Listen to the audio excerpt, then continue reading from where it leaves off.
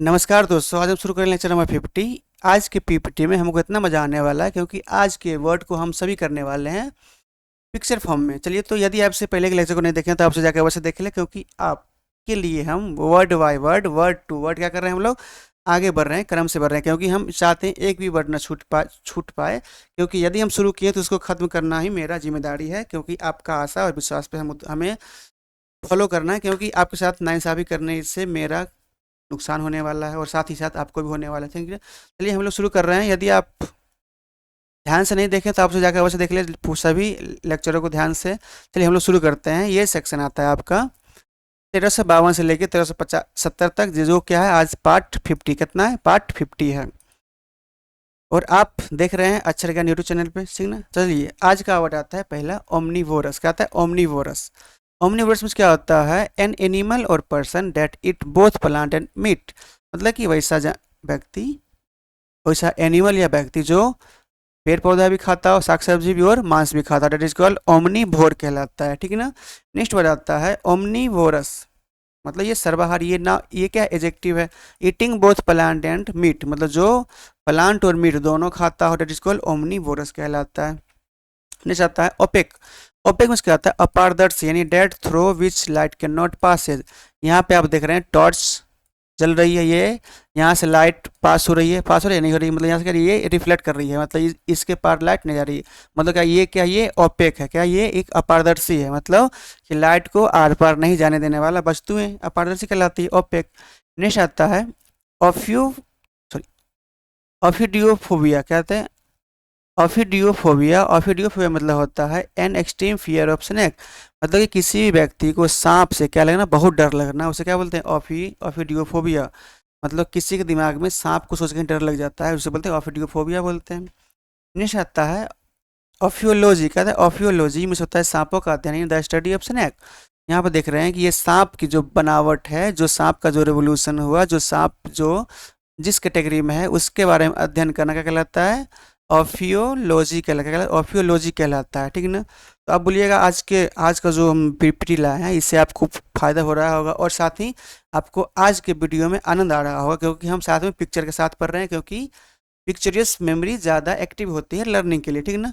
आगे चलते हैं हम लोग। ऑप्थेल्मोलॉजिस्ट। क्या है? ऑप्थेल्मोलॉजिस्ट नाम से क्या आ जाएगा? यहाँ पे दिख रहा है आँख, मतलब ये क्या होगा? आँख से रिलेटेड होगा, यानी नेत्र विशेषज्ञ। A doctor who specialized in the disease of the eyes, यानी वैसा डॉक्टर जो क्या हो, जो आँख के बीमारी के लिए क्या स्पेशलाइज्ड हो, उसे बोलते हैं हम लोग ऑप्थेल्मोलॉजिस्ट, यानी नेत्र रोग विशेषज्ञ डॉक्टर। नेक्स्ट आता है ओपिनियनेटेड। कहते हैं ओपिनियनेटेड मतलब होता है हठ धर्मी या अपने विचार पर ढिर रहने वाला, मतलब one who is stubborn about holding on to one's own opinion. वैसा व्यक्ति जो अपने विचारों पे एकदम जिद रहता हो, जिद्दी बना हुआ रहता हो, हट भी रहता हो, उसको बोलते हैं हम लोग ओपिनियनेटेड। मतलब कि अपने विचारों पे ढिर रहने वाला व्यक्ति, जिसमें पत्थर की तरह उसका विचार होता है, उसको बोलते हैं ओपिनियनेटेड।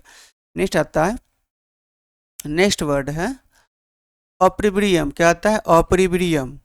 ऑप्रीब्रियम इस होता है सार्वजनिक निंदा, मतलब public disgrace arising from shameful conduct. मतलब कि यदि कोई व्यक्ति पब्लिक प्लेस में है, उसके ऊपर क्या कहते हैं? सभी लोग क्या करते हैं? उसकी निंदा करते हैं, कोई कुछ रॉन्ग रॉन्ग डूइंग के लिए, उसको बोलते हैं ऑप्रेबिरियम। कहते हैं ऑप्रेबिरियम मतलब निंदा करना, सार्वजनिक निंदा, ऑप्रेबिरियम कहलाता है। नेक्स्ट आता है ऑप्टिमो ऑप्टिमिस्ट। कहता है ऑप्टिमिस्ट। ऑप्टिमिस्ट मतलब क्या होता है? One who see the bright side of things.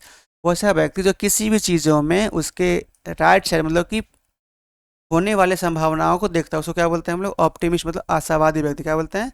आशावादी व्यक्ति। ऑप्टिमिस्ट मतलब क्या होता है? आशावादी व्यक्ति।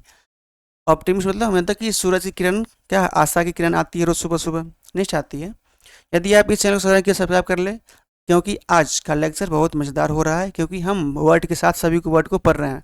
ठीक है ना। तो इसको आप सब्सक्राइब कर सकते हैं, क्योंकि हम इसके लिए OW सेक्शन पूरा करा रहे हैं आपके इस चैनल पे। ठीक है ना। अगला आता है ऑपस। क्या आता है? ऑपस। ऑपस में से होता है an musical composition especially one on a large scale. मतलब कि बहुत बड़े स्केल पे, बहुत बड़े स्तर पे म्यूजिक का जो कंपोजिशन होता है, जो म्यूजिक कंपोज होता है, उसको क्या बोलते हैं? ऑपस। मतलब संगीत रचना या कृति। क्या करना? बहुत बड़े लेवल पे जो संगीत की रचना होती है, उसको क्या बोलते हैं? ऑपस बोलते हैं। नेक्स्ट आता है ओरेशन। ओरेशन में क्या होता है? यहाँ पे आपको दिख रहा होगा ये कि क्या कहते हैं, लगा हुआ पोडियम लगा हुआ है, यहाँ पे माइक लगा हुआ है, मतलब क्या करेगा लोग, इसमें जाके भाषण देगा। मतलब ओरेटर मतलब क्या होता है, ओरेशन मतलब भाषण होता है। A formal speech specially one give on a ceremonial occasion, मतलब किसी खास अवसरों पे जो स्पीच होता है उसको क्या बोलते हैं, ओरेशन, मतलब भाषण बोलते हैं। नेक्स्ट आता है ओरेटर, मतलब यहाँ पे आपको व्यक्ति क्या आते हैं, व्यक्ति दिख रहा है जो क्या कर रहा है, अपनी बातों को बोल रहा है, मतलब पब्लिक में बोल रहा है, उसे बोलते हैं हम लोग ए प्रोफिशिएंट पब्लिक स्पीकर, मतलब कुशल वक्ता। कौन सा कुशल वक्ता, उसे हम लोग क्या बोलते हैं, कुशल वक्ता, मतलब ओरेटर। नेक्स्ट आता है ऑर्किड, कहते हैं ऑर्किड, ऑर्किड में क्या होता है, फलदार पेड़ों का बाग। क्या था ऑर्किड मतलब, फलदार पेड़ों का बाग, मतलब a piece of land or garden in which fruits tree are grown, मतलब कि वैसा लैंड का जो टुकड़ा, जिसमें क्या होते हैं, जिसमें लैंड का टुकड़ा या बगीचा जिसमें फल के पौधे क्या होते हैं, उगाए जाते हैं उसके विकास के लिए, उसे बोलते हैं हम लोग ऑर्किड, मतलब फलदार पौधों का बगीचा। इस होता है ऑर्केस्ट्रा, क्या था ऑर्केस्ट्रा, ऑर्केस्ट्रा में क्या होता है, a large body of people playing various musical instrument, मतलब यहाँ पे आप देख रहे हैं क्या कहते हैं, यहाँ पे ये अलग अलग ग्रुप बना हुआ है किसका, बजाने वाले यंत्रों का, कलाकारों का। यहाँ पे ये अलग वाद बजा रहे हैं, यहाँ पे अलग बजा रहा है, मतलब सभी क्या अलग है, और ये पूरे ग्रुप क्या कहलाता है, ये पूरे ग्रुप ऑर्केस्ट्रा कहलाता है। ये पूरा ग्रुप क्या, ये ऑर्केस्ट्रा पूरा ग्रुप है, ठीक है ना। नेक्स्ट आता है ओरेडल, कहते हैं ओरिडियल, ऑडियल में क्या होता है, कठिन और कष्टदायक अनुभव, ए वेरी अनप्लीजेंट और डिफिकल्ट एक्सपीरियंस है, मतलब कि यदि आप इसको देख रहे हैं तो बताइए, देख के आपको क्या लग रहा है, कि लग रहा है कि कठिन काम कर रहा है, मतलब बहुत कठिन इसके पास अनुभव होगा, उसे हम क्या बोलते हैं, ऑर्डियल, मतलब कि कठिन कामों को करना या कष्टदायक कामों को करना। नेक्स्ट आता है ओरिफाइस, ओरिफाइस में क्या होता है, an opening or hole particularly one the body such as a nostril, मतलब क्या कहते हैं, मतलब कहते हैं जो नाक का जो छिद्र है उसे क्या बोलते हैं, ओरिफाइस बोलते हैं। या यहाँ पे जो आप देख रहे हैं इस बीच में जो छेद बना हुआ है ये क्या, ये ओरिफाइस है, ओपनिंग होल है, डेट इज कॉल्ड ओरिफाइस, मतलब छिद्र। नेक्स्ट आता है ऑर्निथोलॉजिस्ट, क्या ऑर्निथोलॉजिस्ट, मतलब यहाँ पे आपको दिख रहा है क्या, बर्ड, तो इससे क्या होगा, लॉजी में स्टडी, किसका स्टडी, बर्ड, यानी कि a person who study birds, it is called ornithologist, वैसा व्यक्ति जो पक्षियों के बारे में अध्ययन करता हो, that is called ornithologist. Ornithologist, ornithology, मतलब कि the scientific study of bird, यानी पक्षियों का जो साइंटिफिक स्टडी है, किसका, एवोल्यूशन कैसे हुआ, ये पक्षियाँ किस प्रकार अपना जीवन आगे बढ़ाई, किसे विकास किया, इसका अध्ययन किस में कहते हैं, ऑर्निथोलॉजी में, मतलब पक्षी विज्ञान में करते हैं। नेक्स्ट आता है ओरोग्रोफोबिया, कहते हैं ओरोग्रेफोबिया, ओरोग्राफी, ओरोग्राफी, ओरोग्राफी में क्या होता है, the branch of geography that study mountain and their formation, मतलब कि ज्योग्राफी का वैसा ब्रांच जिसमें माउंटेन के बारे में स्टडी करते हैं कि इसका फॉर्मेशन कैसे हुआ, मतलब ये कैसे बना, डेट इज कॉल्ड ओरोग्राफी, मतलब पर्वतों का अध्ययन करना ओरोग्राफी कहलाता है। तो ये आज के वर्ड को हमने पूरा किया।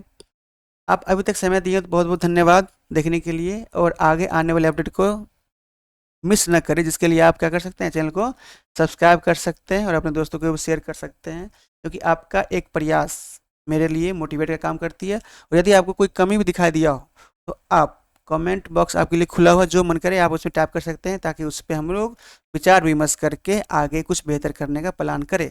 थैंक यू, धन्यवाद समय देने के लिए, थैंक्स फॉर वॉचिंग, ठीक ना।